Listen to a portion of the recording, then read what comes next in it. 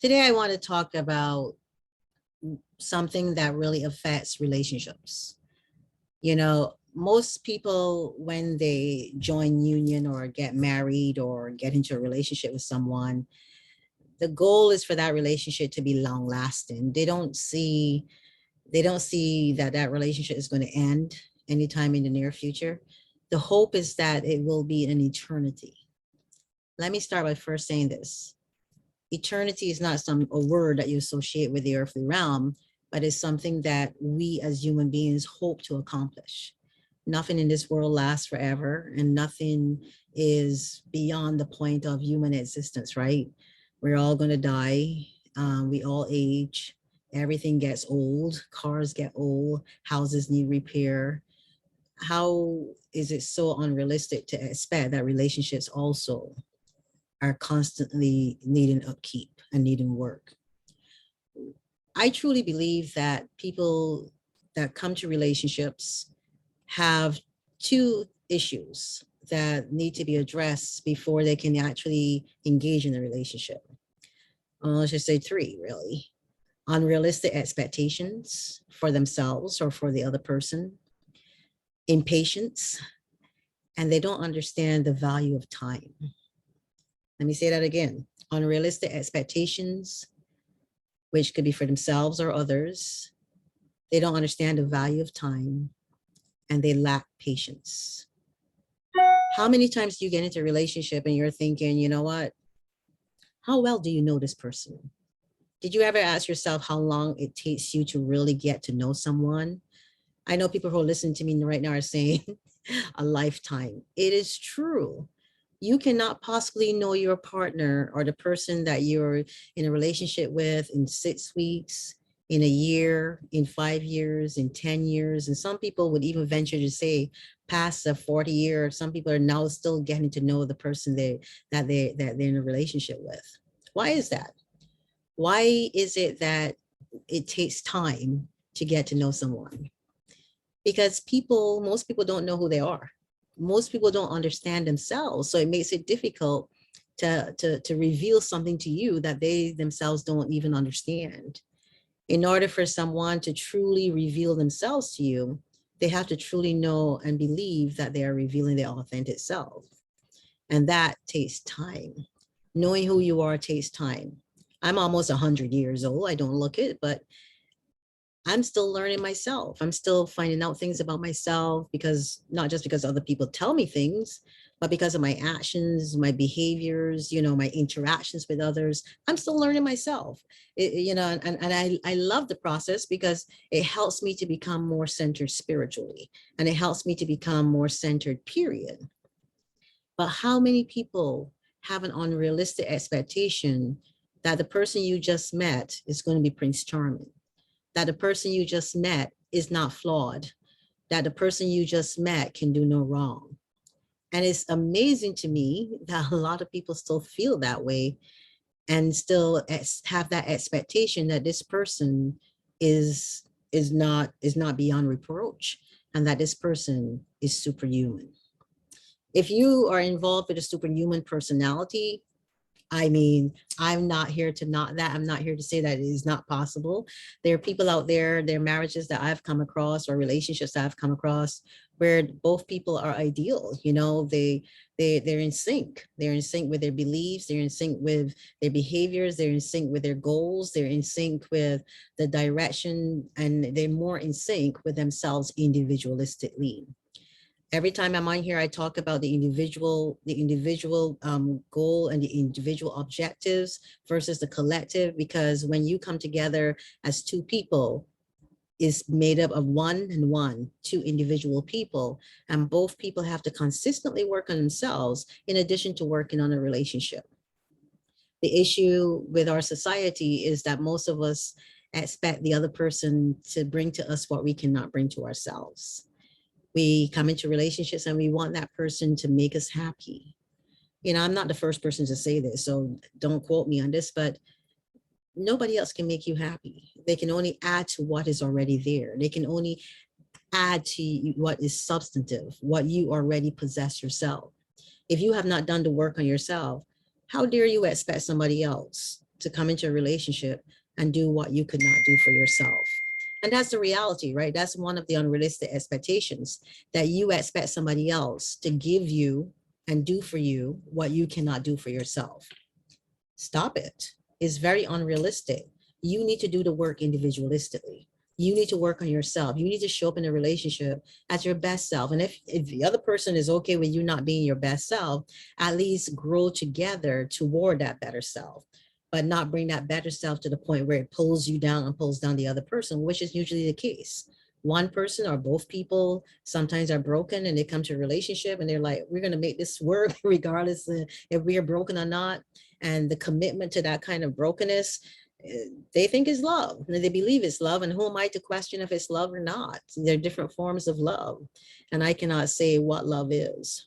You know, I have an understanding of what I would like it to be, but I'm not a judge and jury over what love is supposed to be. But brokenness has a way of being proliferate. It can naturally destroy everything in its path. If you're broken, you have to stop and you have to search for and want to heal in order to bring healing to the relationship itself. So unrealistic expectations, I could go on about unrealistic expectations all day long. We can talk about these unrealistic expectations and how they affect the relationships, even your own relationship with yourself. But let's talk about the value of time and how we value time. When you said your vows, or when you got into a relationship and you made a commitment to each other, what do you think for better or for worse means? Everybody seems to not remember that part of their vows, or they don't remember that they committed to this one person and that they were going to be monogamous and say, I am focused on you and solely you. All of that goes out the door because I don't think people really truly understand commitment, and they don't understand the value of saying things and meaning the things that they're saying. A lot of people say things in the moment, but they don't stop and think about the long-lasting effect of what they're saying. Words are powerful. And if your words are powerful in the moment, but they don't have any power later down the road, then you're really misrepresenting yourself. And that misrepresentation can cause somebody else to lose themselves. So it's only fair that you show up in a relationship and you are honest with yourself and honest about this process, because a commitment takes time. Commitment means that over time, the commitment will get stronger. Over time, the commitment will stand the test of time. It does not mean that in time and over time that the commitment lessens. It means that if you're committed to the process, and I'm not saying you stay in a bad relationship or a relationship where you're being abused or where you're less than or where you're not valued just because you've been in it for 5 years and 26 years and 40 years. I'm not here saying that. Here's what I'm saying. The initial and the first engagement in any relationship, even with yourself, is one where you need to examine your commitment to the process. You need to understand the value of time and how much time this will take. I mean, when you go to work, you know you have an 8-hour shift or a 12-hour shift. If you didn't know that, I mean, you couldn't plan adequately around it. So what's the difference in a relationship? When you go into the relationship, you make this commitment. Are you committed for the long haul? Do you understand what that commitment looks like? Not just time-wise, but the investment that it's going to take to make this thing work. It means you're going to have to do work on yourself. The other person is going to have to do work on themselves. And then you're going to have to work on the relationship as well. Because relationships are work. And you don't bail the first time you see the ship sinking and say, you know what, every man for himself, like most people do. Most people have this idealistic approach and view of relationships. They feel that when they go into a relationship, that everything is going to be happy. And despite the evidence that contradicts that in our society, people have this unrealistic expectation. And they also have no patience when things start falling apart. When things start falling apart in a relationship, everybody is afraid. Everybody goes into self mode. Everybody goes into self-protection mode, self-defense mode. And what they fail to do is sit down together and say, hey, let's do this together. How about a together mode? How about trying to figure out a plan of action? And Come on, I've been doing this for years. It is not easy. It is not easy to engage with the other person always. It's not easy to be on the same page. It's not easy to even get to the same page. I recognize those challenges. What I'm saying is, for better, for worse, means that they were telling you there will be bad times. And those bad times are the times that will define the relationship and define the strength of the relationship or how weak the relationship is. When you are engaging in any relationship and you're thinking about it, stop and ask yourself, am I willing to get to know this person? Do I have time to get to know this person? And if I don't have time to get to know this person, am I willing to accept this person because I know who I am, or I understand, the point in my life that I'm at? If you're older and you don't have much time, but you want a relationship, that's a question you ask yourself. If you're young, you ask yourself, hey, do I really want to give this time? And how much time am I willing to commit to this process? So time is something that needs to be a consideration when you're engaged in a relationship.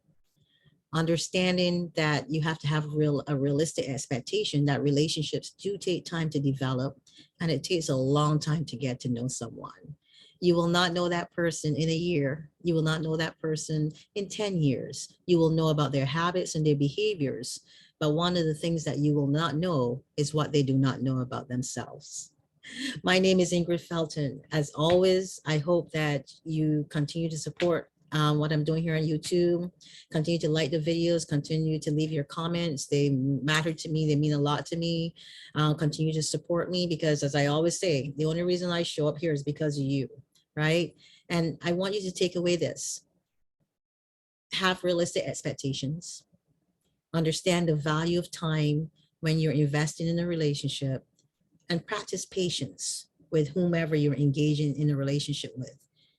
And especially if it's yourself, you need to be more patient with yourself and give yourself some grace. Bye.